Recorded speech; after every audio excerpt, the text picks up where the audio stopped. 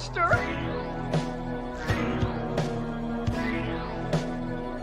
We all go a little mad sometimes.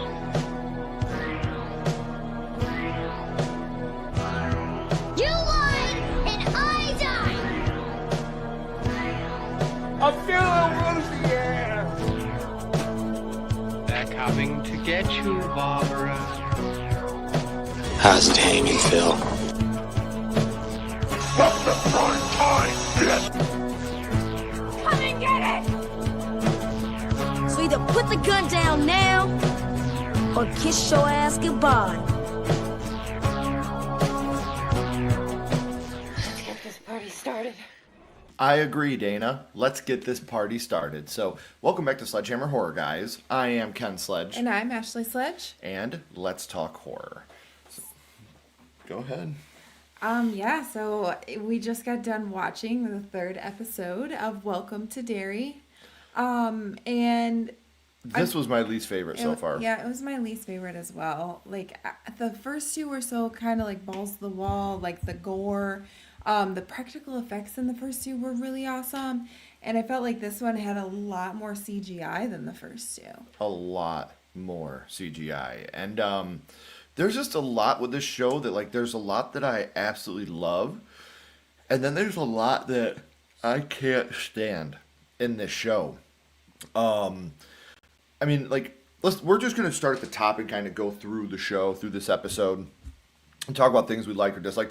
Ashley and I have not seen each other's notes. We thought it would be more fun if we did this having not seen each other's notes when we're doing this. So it starts with us going back to 1908. And at first, at this point, I thought maybe we were teasing what's going to be coming next season. Yeah, which I really this is something that I actually liked about this episode, was the flashback of 1908, because it looked really good.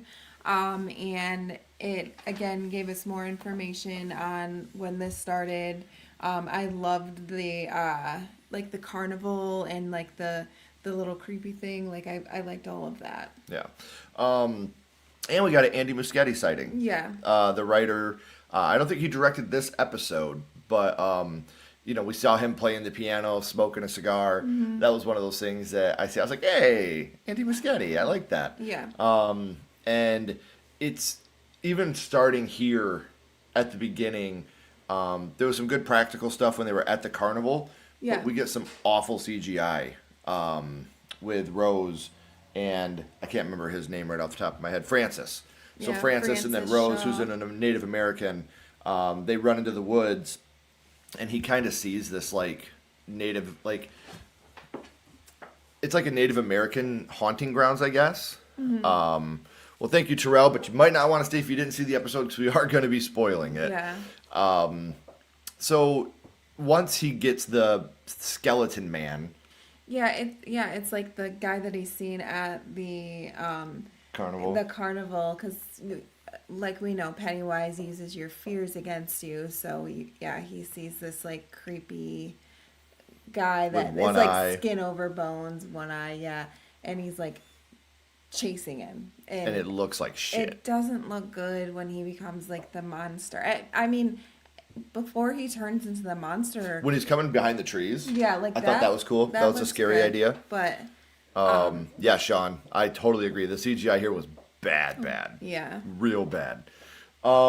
And even the blood, they use CGI blood in this, and I freaking hate CGI blood. What pisses me off is they use the CGI blood, but then when they come to them outside the woods, when they make it outside the woods, he's got practical blood on him. Yeah. So they shot it practically with practical blood, or they put practical blood on him at the outset of it. Mm-hmm. But like if that's the case, what are we doing? Like why use the CGI blood when you know it doesn't look good? It doesn't enhance anything. No. There's nothing special about the CGI blood. I mean, other than you can put it where you want to. Like it can splatter however you want it to. You want it to, and which I understand that probably is hard to do with practical blood, but still, like, take the chance. Like, it would look better, and I'm sure it's probably cheaper to use practical blood. Mm-hmm. We then flash forward to our current time, which is still in the past for us. Yeah.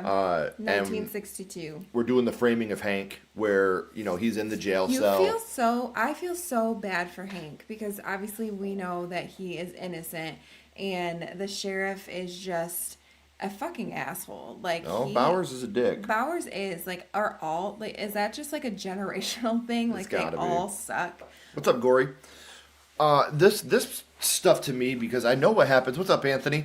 I know what happens in the book to a lot of these characters, of color especially, and like seeing them bring up this real life stuff here, like they have in the book.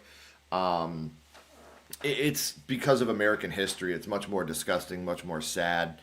I'm hoping that they take a different direction with some of these characters than what we know happens to them in the book. Yeah. Especially, Ronnie, Will, like, when he said the Stardust line, it was like, so I'm hoping we can kind of, with this show, move away from the real life horror of the book with the KKK and the stuff that they do, and, really focus on the fear of the unreal, the fictional fear of Pennywise. Right. Speaking of which, where the fuck is the clown? Yeah, we're down with the clown, but we aren't down with the clown because We want to see the fucking thing. we do see a little shadow of him. Yes, that's so true. The Bowers are like the Tannins from Back to the Future. All generations are dicks. Yeah, for real. What's up, Ashton? Hey, Ashton. We're at episode 3 now, and I think the biggest pet peeve for me about the show is this could literally be any show at this point. There's nothing about the show that points it to like it. Yeah. This could be any type of shape-shifting show. It could be anything. Especially in the Stephen King world. A lot of this reminds me of like The Outsider. The Stephen King show, if you guys didn't get to see that, was also really, really good.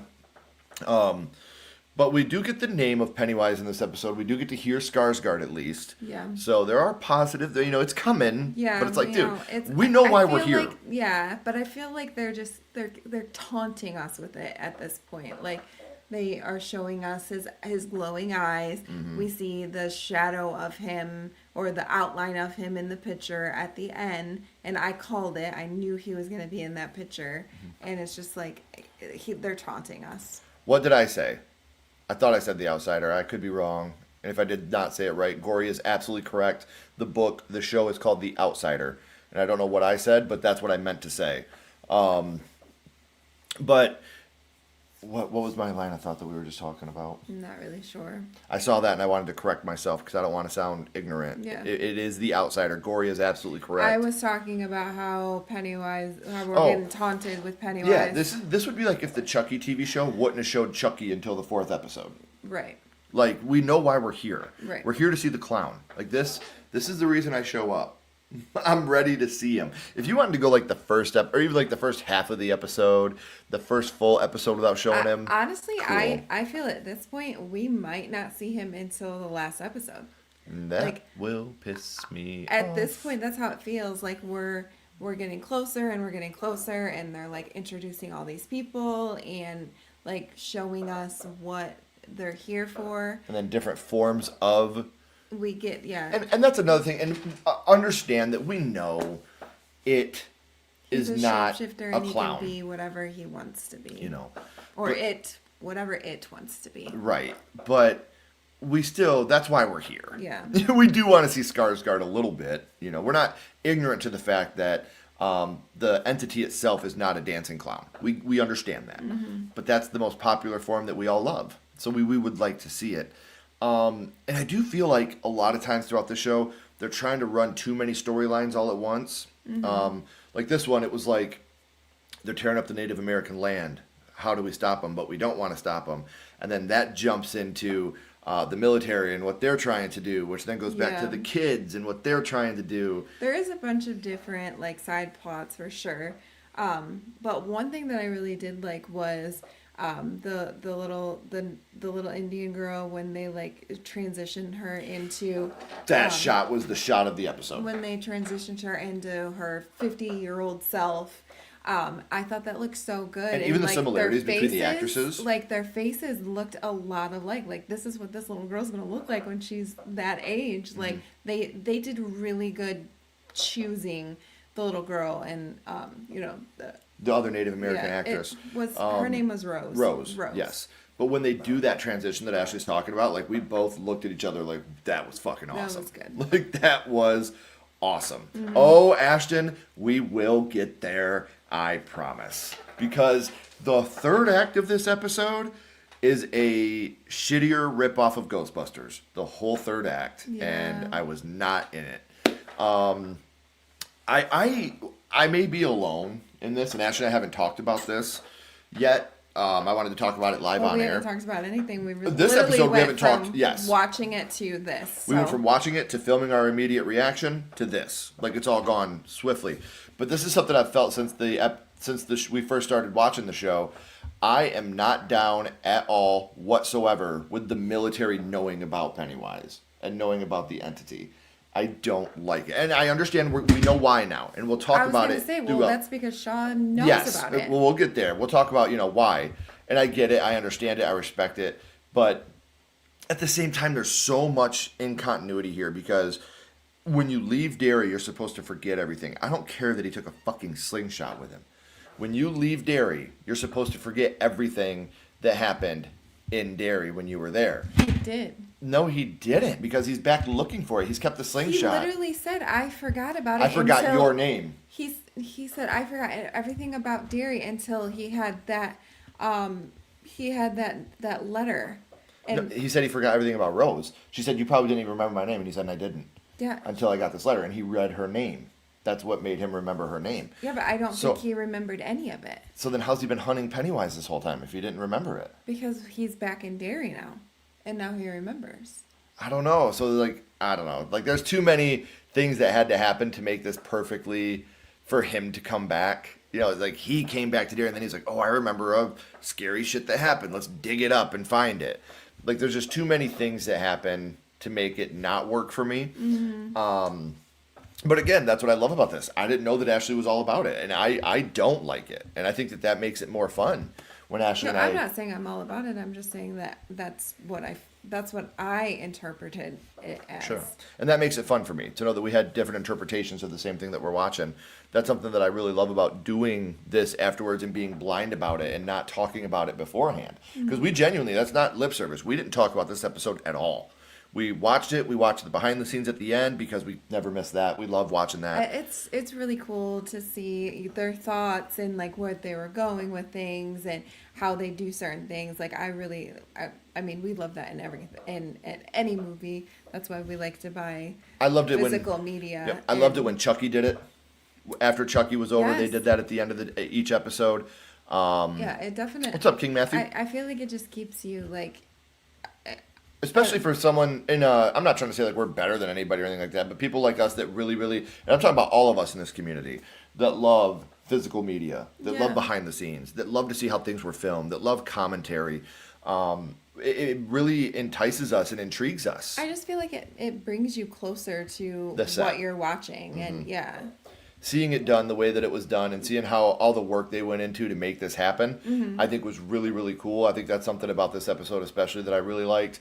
Even though I'm not a fan of blue screen and all that, it is cool watching how the kids did it and how they were able to. Which I do get the whole bicycle, them being on the blue screen with a bicycle. That's because safety. that definitely it gives them more of an opportunity to act rather than have to ride a bike and try to act. And that could be genuinely scary for a kid. Yeah. You could, and like I said, injury, stuff like that. We have to be smarter. It doesn't look the best, but I understand and I respect why they did it. So we do.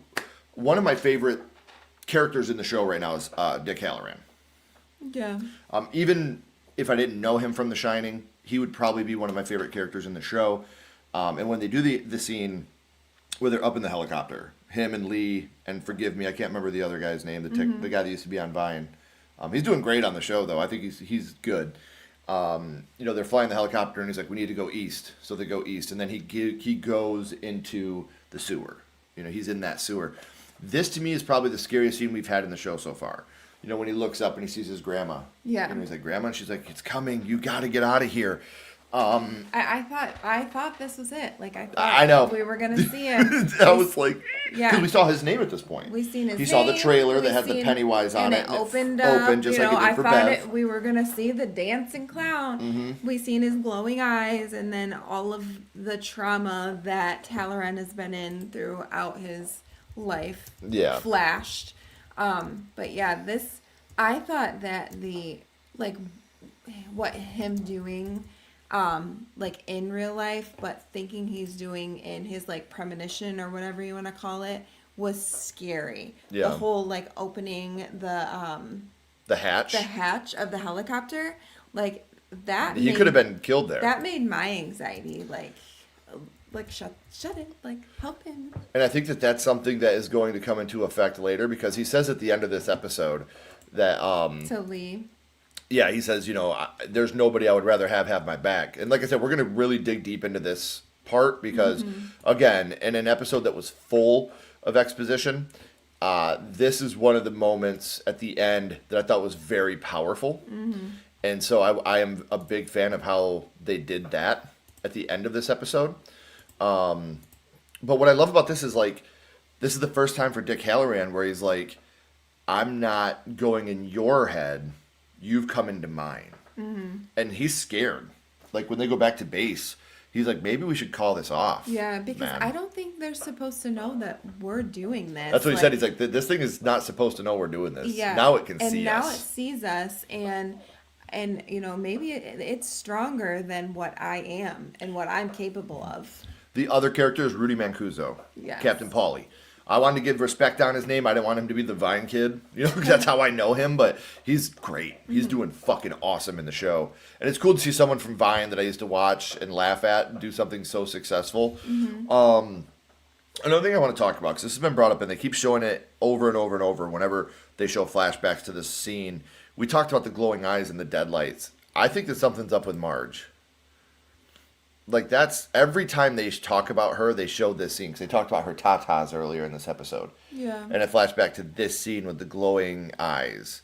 So I think that there's going to be something that this is going to come into play later on. Which it could be. Because if it was just like a one time, I'd be like, oh, it was just a like a red herring. Yeah. But every time they talk about Marge, they go back to that scene. And they go back to that exact moment where you see the deadlights in her eyes. So that's something that I'm constantly wondering, like, is that what we're doing here? Is we're going with the deadlight effect here? Which is fine. I think that's, let's go back to my notes here. Pennywise and voice, the sewer scene is the scariest. So yeah, we find out later that the commander, the whole time, Francis, he is the kid from the beginning. Yeah. The one that gave his slingshot away. Francis Shaw. He had a great summer with Rose. They were really good friends. And then his dad was restationed somewhere else. So he had to leave Derry. And pretty much Rose said, you won't remember me. She knew already. She goes, something that you haven't learned yet is whether you want to remember or not, this town has a way of making it so you don't remember. Forget, yeah. You can't remember anything. I agree with this. They're making Pennywise so strong in the show, much stronger than he ever was in the movies, and I love that. Me too. They're building him up to be this just insanely monstrous. The Losers Club had it pretty easy. Yeah. By Welcome to Derry standards. That's why I feel like we aren't going to see him until closer to the end of this. Like, I don't think we're going to see him next episode. I do. I'm calling it. I think next episode is when we're finally going to get our eyes on Pennywise. I think next episode is it. Him as clown. As the clown, yes. Because in this one we see that they're really, we hear his voice. We see his name. The end of the episode shows the clown in the picture. It's not the exact it's not this Pennywise in the picture. It's like a shadow of like him. A shadow of him. Like he's in the shadows. Yeah. Because he's still not maybe strong enough to come out yet. Maybe the fear isn't there yet. Right. So he's still trying to do all that. Yes, Dick Halloran is in it, and I think it's so awesome. Very It awesome. is the way they're playing it is so good. I didn't think your Steelers were doing that good. I could be wrong, Patrick. I don't know if she's Pennywise, but yeah, like this, kind of how Pennywise used that bully, Henry Bowers. Yeah. I think that she could be some type of conduit. She's definitely someone that is very easily Manipulated. She will do anything to make someone like her, so she would be an easy target, I think, for Pennywise. Because even if it's what's not his name? What the bully? What is his Henry name? Bowers. Oh yeah, Henry Bowers. Just like him, like he had no, like his dad wasn't great to him. Like he really didn't have anything, so he was just like an angry kid. And Pennywise was able to like get to him because of that and manipulate him. Yeah, so I feel like Marge is the same way, just on the opposite end of the spectrum. She's just like wants people to like her so badly. Right. And I think that when it comes to an instance like that, especially with this, she may not be under Pennywise's control or a conduit yet, but I think that could be a foreshadow. And that's why they keep constantly reminding you in every episode. Remember when she had the glowing glasses? Yeah. You know, I think that that's something that could absolutely come into play.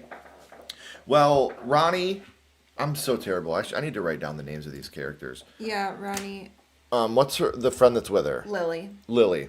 So, yeah, of course you know. Ronnie and Lily, that's hilarious. When you look up Welcome to Derry, there's a red balloon pops up. That's cool. I like on the that. side of Google. That's pretty freaking cool. Sorry, I'm trying to get the cast real quick, guys.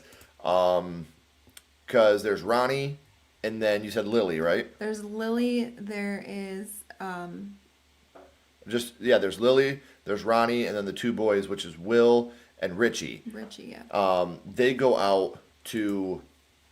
They finally tell him, like, hey, we need to do Ronnie and Lily, because. Well, they're pretty much asking Will for help because they want to get pictures, obviously. And he's a genius. And if anyone could figure out how to develop film, it would be Will. So, they tell him what's going on, and he doesn't believe them at this What point. I love about him, though, is he's such a good kid that he's like, I believe she believes it. Yeah. You know, and I'm going to help her. And Richie is just a little shit. Well, he's another one of those that just wants to be accepted, so he makes up some... like a seance type thing that his uncle told him how to bring back the dead. Which is like, he's so full of shit at this moment, but at the same time, it's like he's just trying so hard to make them like him. Yeah. And he even says it. He's like, you know, it's hard making friends. You know, when the whole thing goes to shit. They realize that he's going to take a piss. They're like, I thought you couldn't break the circle. He's like, my cousin said you could if you did it quick. They're like, we thought you said your uncle. It was your uncle. You know, so he kind of... my uncle told my cousin, blah, blah, blah. They're just like, okay. Yeah. Well, you're lying at this point. Right. So you go from here. This is where... It kind of goes downhill. Yeah. This whole scene of them in the graveyard and the dead kids flying at them, it looks horrible with their like lightning like. Yes, and one thing I want to add real quick before we dive into this. Pennywise Jesus was awesome. There's a statue of a Jesus. The CGI on it doesn't look good. I was going to say, I thought the CGI sucked. But it looks over. And smiles. And does the smile. And I hate shit like that. You guys know that. Like when a TV changes or like a picture changes. Or remember when they did that with The Exorcist 3? When the Jesus started bleeding. Like that type of shit freaks me out. So that was a great idea. The execution wasn't there. Yeah. But the idea was there. And then we get the Ghostbusters-esque cemetery. And again... It's all the dead kids from... Love Ghostbusters. Yeah, they're all their dead friends chasing them. And well, the very first one we see is actually Richie's uncle. Yeah, and then it was the dead kids that are chasing them. And it just, I don't know, they were like glowing, they had like lightning, I don't know. It looked like a scene out of Ghostbusters 2. Yeah. Which, like I said, is fine in the context of Ghostbusters 2. Well, yeah, because that is like not a serious movie though. Right. Like it's more like funny, comical, where this was supposed to be serious. Well, and the reason they're doing all this is because we needed the pictures. They wanted the pictures to prove that Ronnie's dad didn't kill the kids. Yeah. And so they do all this. There's a little bit of, And what I love about this show is there really is a genuine fear for each character, because they showed you at the beginning of the season they'll kill off anybody. Yeah, so you really don't know like who's safe, gonna be not. your final kids at the end, because like they already killed who we thought were our final kids right off the rip. But I mean, Lily and Ronnie, they've been sticking around for the last 3 episodes, so I feel like maybe those two are safe. I feel like Will's safe as well. Will might be safe just because of his dad, but and the fact that he's Mike's. Oh yeah, well yeah, that's that too. So we kind of already know that he obviously has to grow up because he's Mike's dad. So those 3 I think are safe. Richie's done. Richie's probably He's done. cooked. Yeah.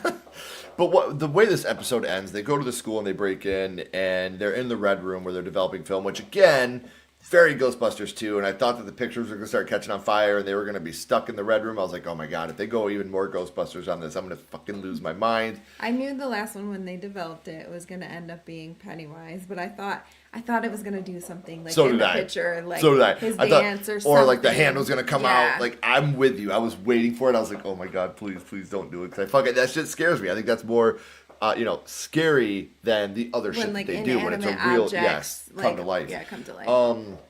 So overall, I would say this has probably been my least favorite episode I so agree with far. that, yeah. They've been declining to me. The first one was my favorite. Second one a little less. Third a little less. I really like the second one, like with the pickle dad, and her giving birth. Like it was really gory and like claustrophobic, and I really liked the second one a lot. But this one definitely was a step down for me. How you doing, Kenzie? Nice to see you. Hey. It'll be interesting to see Hanlon's father went from being in the military to settling down as a farmer. Something really bad must have happened at this tops. Yes, I totally agree. This is one that, like I said, but the Muschiettis don't always follow Stephen King's blueprint. So they could take this in their own direction, just like they did with It Chapter 1 and 2. They added and subtracted a lot from those movies to make them a little bit different. But I mean, this is the prequel of the 2017 movie. Right, and I agree, but this isn't conductive to the book. This is conductive to the book. 2017, 2019, but not the miniseries or the book. Right, yes. so they could take this in whatever direction they want. Absolutely. So just for those of you that don't know, huge spoiler alert.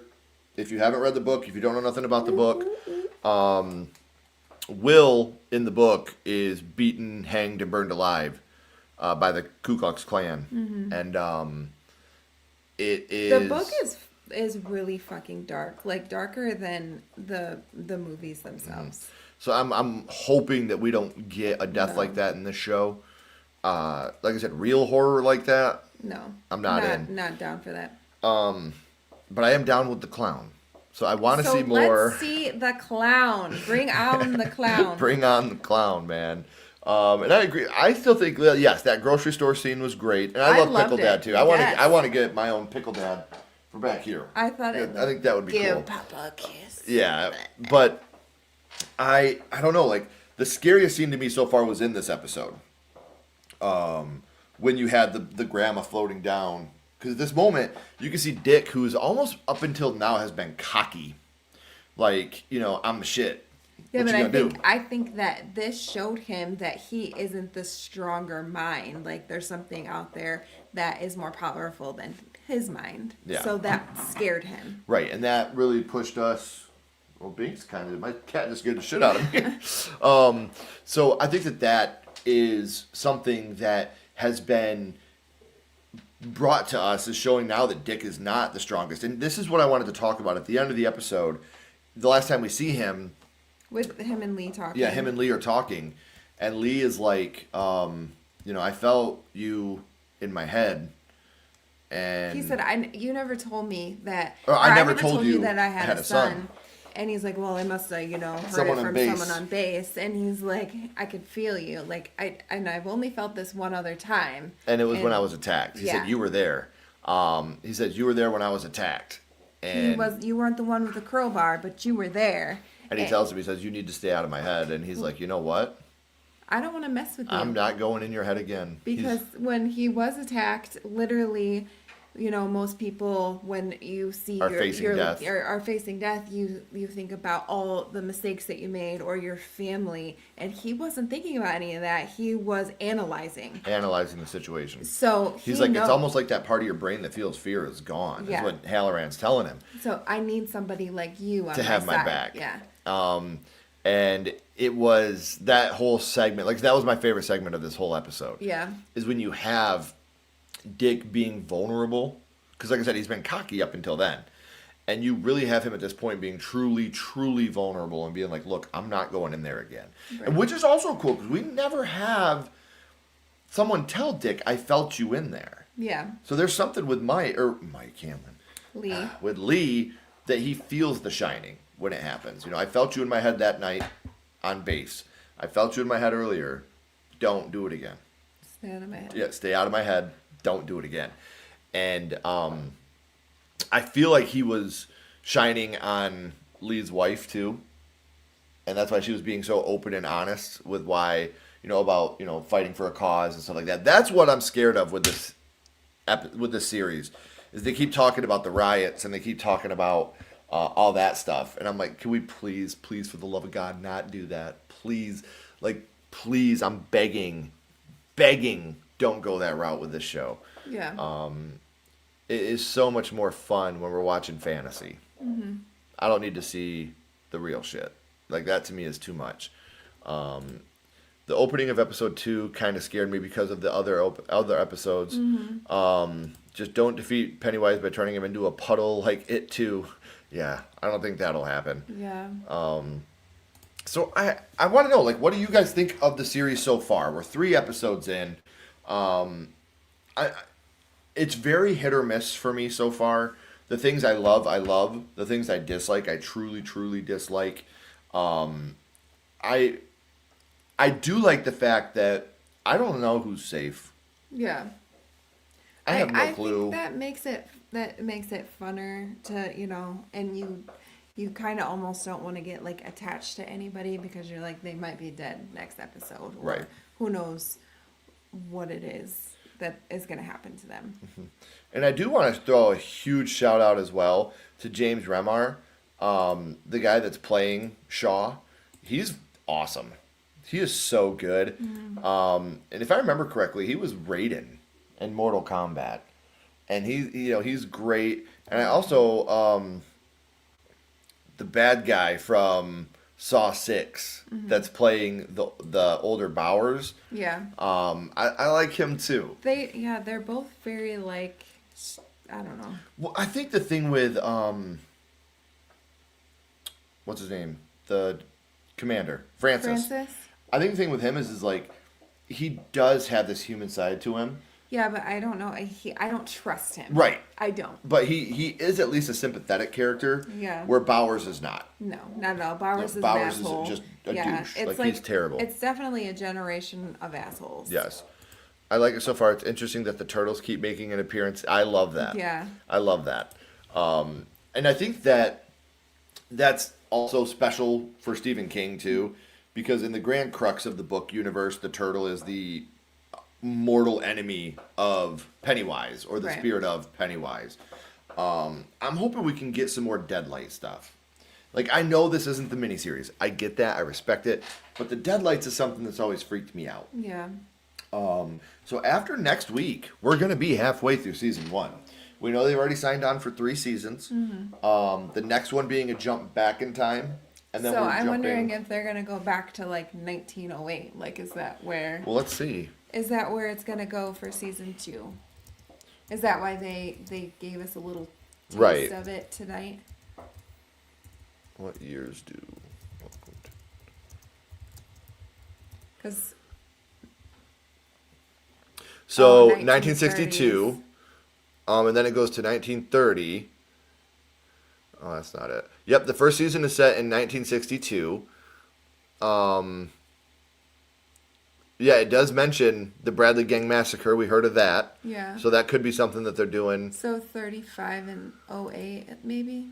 Let's look here. I'm trying to figure this out. We should have looked this up beforehand. Or maybe it's 27 years. It's supposed to be. Every 27 years? Yeah.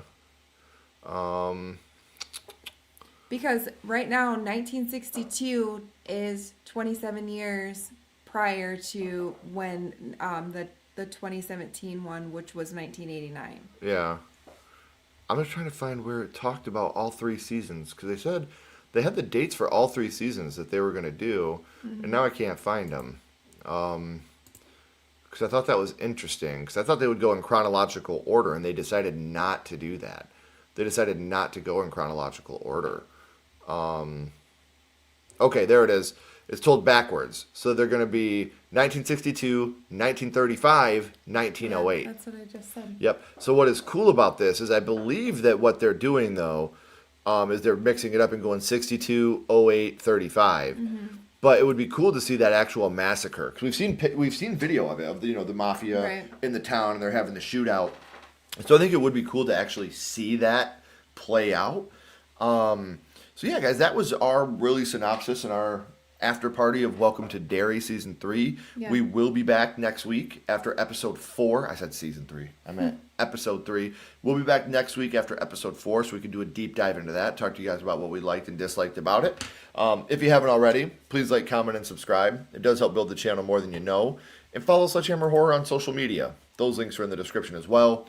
But until next time, keep talking horror. Stay who you are. And we'll see you guys soon. Bye, guys.